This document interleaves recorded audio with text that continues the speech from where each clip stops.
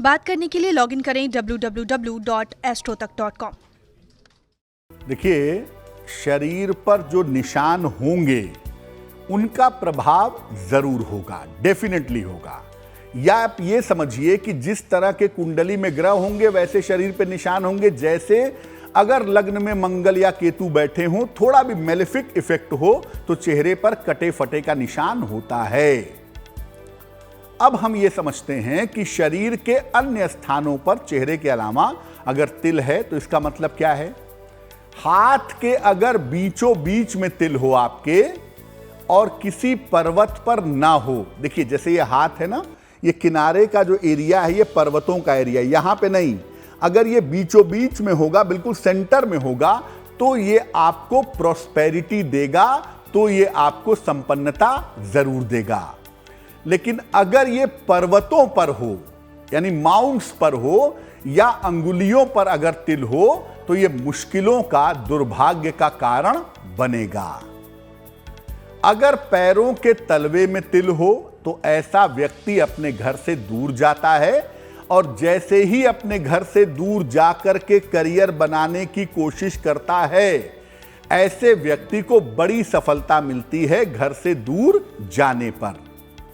अगर आपके छाती पर, सीने पर तिल है तो यह बताता है कि व्यक्ति को पारिवारिक बाधाओं का सामना करना पड़ेगा, फैमिली लाइफ में दिक्कतें जरूर रहेंगी जिसको उसे झेलना पड़ सकता है।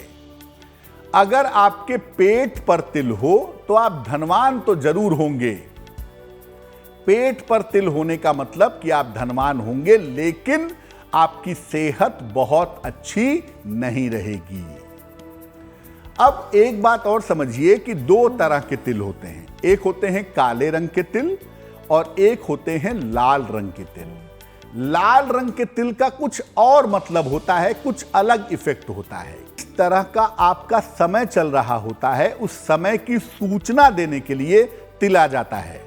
आपके हाथों में चंद्रमा के पर्वत पे तिल आ जाए, इसका मतलब कि जो आने वाला समय है उसमें आपको मेंटली बहुत परेशानी उठानी पड़ेगी और जैसे ही वो समय बीतेगा वो तिल गायब हो जाएगा।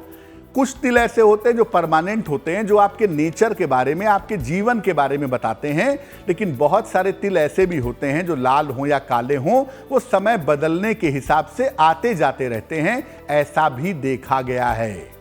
तो जैसा अदिति ने पूछा, ये बात बिल्कुल ठीक है। कुछ तिल ऐसे होते हैं, लाल तिल भी, काले तिल भी, जो आने वाले समय के बारे में बताते हैं और जब वो समय बीत जाता है तो वो तिल गायब हो जाते हैं। अगर आपके हाथ में कोई ऐसा तिल है जो अशुभ है, तो एक तो जब अशुभ समय समाप्त हो जाएगा तो खुद ही वो तिल चला जाएगा, पहली बात आप ये जान लीजिए। लेकिन हाथ में कोई अशुभ तिल बन गया है जिसका प्रभाव बहुत ही बुरा होने की संभावना है या बहुत ही निगेटिव है, जैसे मान लिया शनि का जो पर्वत है, मिडिल फिंगर है, इसके नीचे तिल बन गया या मिडिल फिंगर पे तिल बन गया, तो वो दुर्घटनाओं के संकेत बता रहा है, किसी बड़ी स्वास्थ्य की समस्या के बारे में सूचना दे रहा है। अगर ऐसा कोई तिल बन गया उंगलियों पर या उंगलियों के नीचे, तो उस उंगली में एक सोने का या पीतल का छल्ला पहन लीजिएगा। बीच वाली में बना तो बीच में पहन लीजिएगा, छोटी वाली में बना तो छोटी में पहन लीजिएगा। अगर अंगुलियों पर है या अंगुलियों के नीचे है तो उस उंगली में एक सोने या पीतल का छल्ला बृहस्पतिवार को बनवा करके पहन लीजिएगा, उसका प्रभाव कम होगा। दूसरा तरीका यह है कि भगवान को साष्टांग प्रणाम करिए, और जब आप साष्टांग प्रणाम करते हैं तो लेट करके दोनों हाथों को ऐसे मिला करके प्रणाम करते हैं ना, ऐसे प्रणाम करने से भी आपके हाथ की जो अशुभ रेखाएं हैं, जो अशुभ चिन्ह हैं, जो अशुभ निशान हैं, वो निश्चित रूप से कम हो जाएंगे। तीसरी बात, जब आप कीर्तन करते हैं, भजन करते हैं और दोनों हाथों से तालियां बजाते हैं या भगवान के नाम का जय घोष करते हैं, दोनों हाथों से तालियां बजाते हैं, उससे भी हाथ के जो अशुभ चिन्ह हैं, जो हाथ के अशुभ लक्षण हैं, वो बहुत हद तक समाप्त हो जाते हैं।